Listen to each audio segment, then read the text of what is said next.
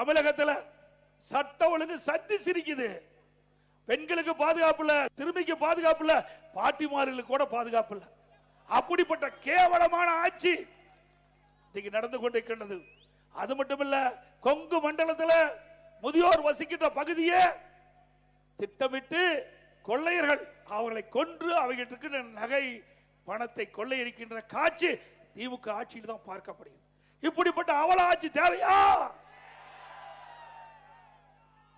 ஆக திராவிட முன்னேற்ற கழகம் 4 அதிகார மையம், ஒரு முதலமைச்சர் இருந்தாவே தாக்கு பிடிக்க முடியாது. தமிழகத்தில் 4 முதலமைச்சர் இன்றைக்கு தமிழ்நாட்டு மக்கள் ஆட்டி படுத்திக் கொண்டிருக்கிறார்கள்.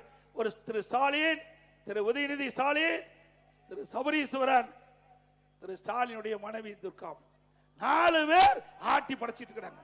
அதனாலதான் தமிழ்நாட்டுக்கு சட்ட ஒழுங்கு நிறைந்த டிஜிபியை நியமிக்க முடியல.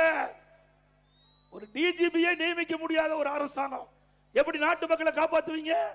ஒரு நிரந்தர டிஜிபி, சட்ட ஒழுங்கு நிரந்தர டிஜிபி இருந்தா தான் அவர்கள் காவலர்களை சரியான முறையிலே வழி நடத்துவார்கள்.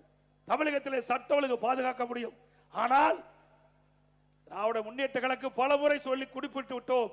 தொலைக்காட்சியின் வாயிலாக, அறிக்கையின் வாயிலாக, பேட்டியின் வாயிலாக தெரிவித்து விட்டோம். இதுவரை நிரந்தர டிஜிபி சட்ட ஒழுங்கு நியமிக்கப்படவில்லை.